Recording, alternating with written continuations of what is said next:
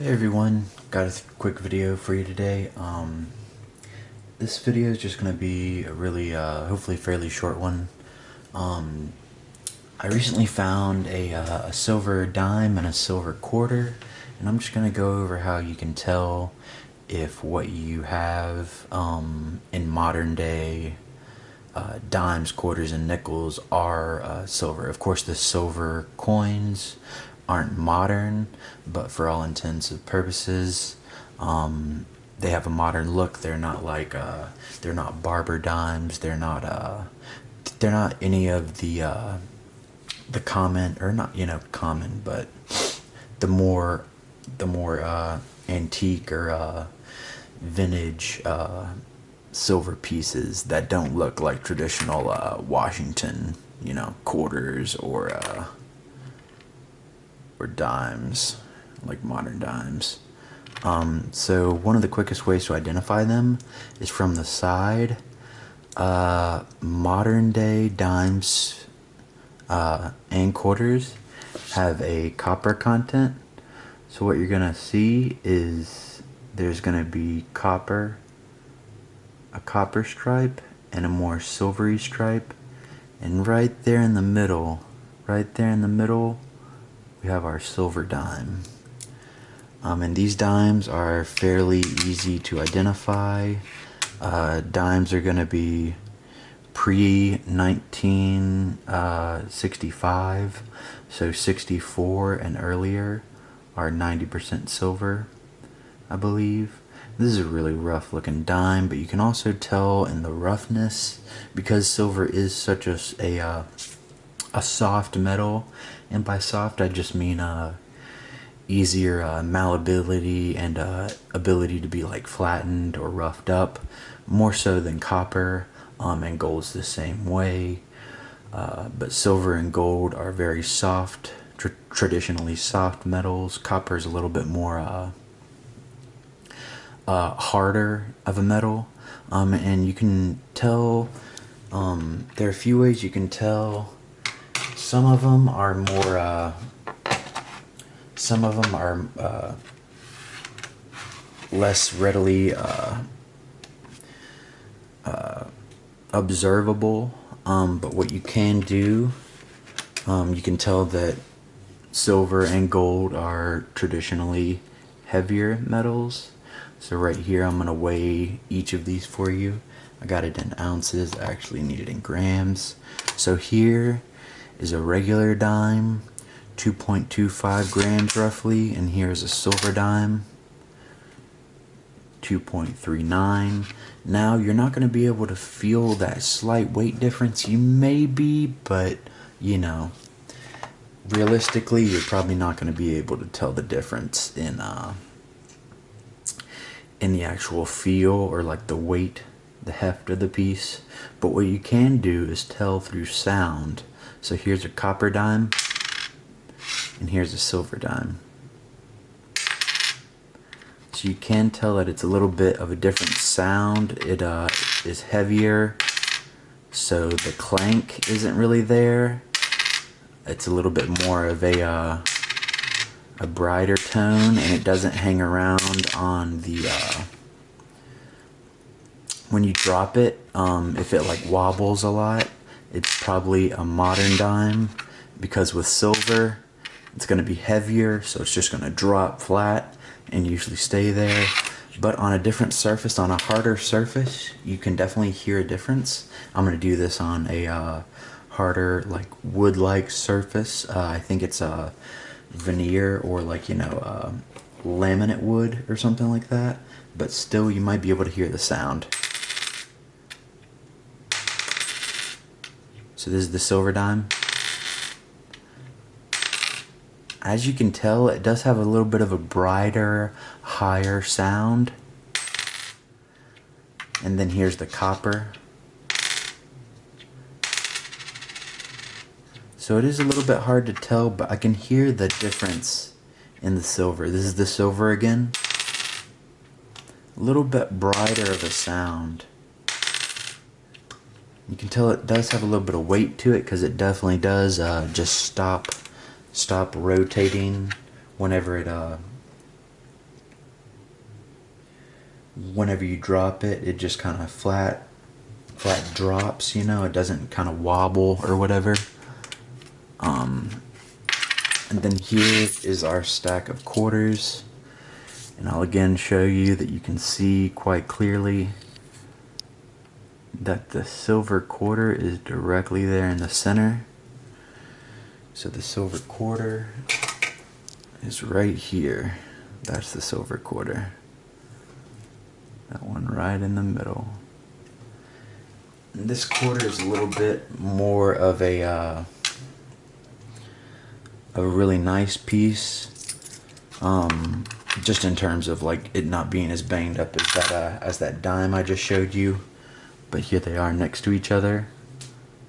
Here's the modern quarter, and here's the silver quarter. You can kind of tell in heft with this one, since the silver quarter does have a little bit more weight to it per like density unit. So I can kind of tell that it weighs a little bit more, but with the dime you're not really going to be able to feel that extra 0.1 or 0.2 of a gram. But with the silver quarter you can kind of feel it. And you know, I mean, I may just be saying that because I know it's silver, but you know, it's a little bit more obvious than the dime at least. And here's the traditional non-pure, or you know, mostly silver quarter sound. Kind of just drops. You can hear a little bit more of a heft to it. And here it is on a different surface. That's the sound you want to hear when you have a larger silver coin. You do hear that brighter, but also brighter, kind of dull sound, because it is heavier, and it does kind of just drop. So that's the silver. And here's the regular. Here's the regular quarter. It does wobble more. It does have a more dull, not that bright sound that you hear in silver. It does sound a little bit bright, but here's the silver quarter again.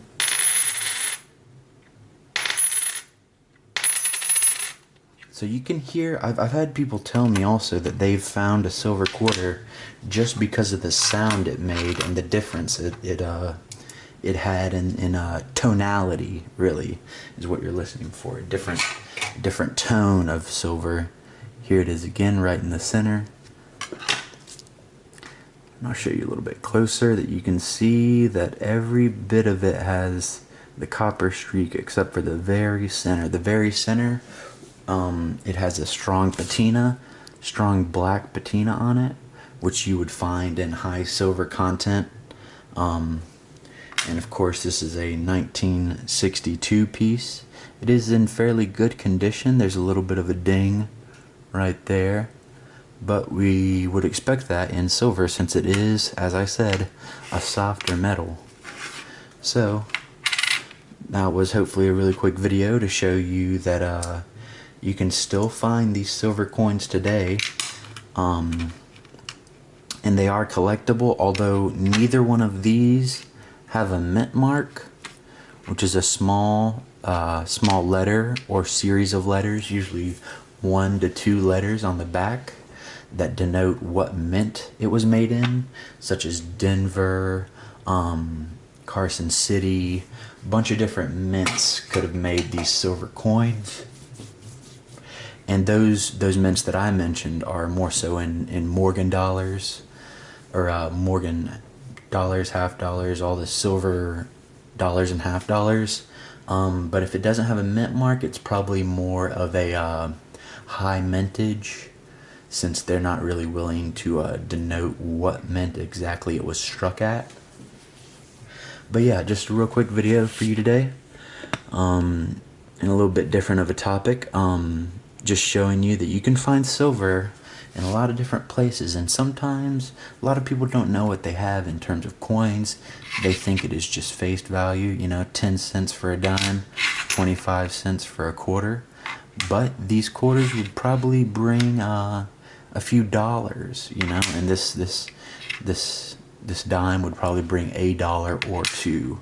So, you know, you might want to take it out of your stack if you find any silver dimes. You might not be, you know, concerned about it. Maybe just put it back into circulation for somebody else to find.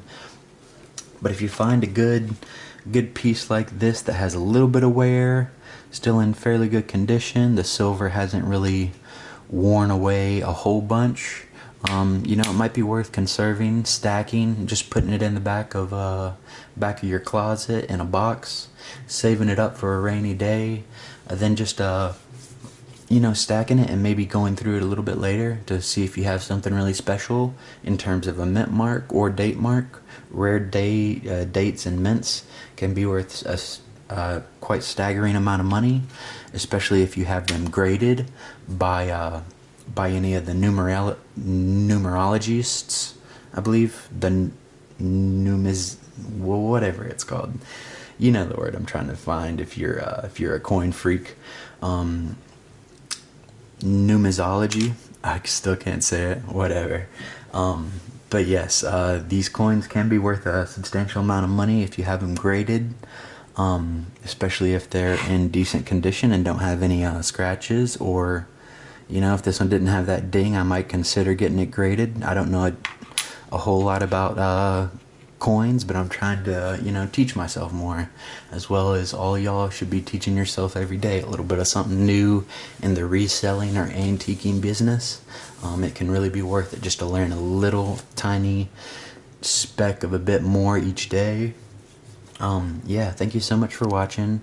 There's just been a really quick video on how you can find silver in different locations that you might not be aware of, and how eventually this silver will come to you. Thanks so much for watching. This has been Thrifted Hobbies. Please like and subscribe if you enjoy my content. Share your own finds, your own really white whale finds. You know, your special things that you've kept to yourself, and the things that you've put into your own personal possession, and the things that drive you wild. Yeah, thank you so much for watching. Have a good day. Happy hunting. And great luck. Thanks, guys.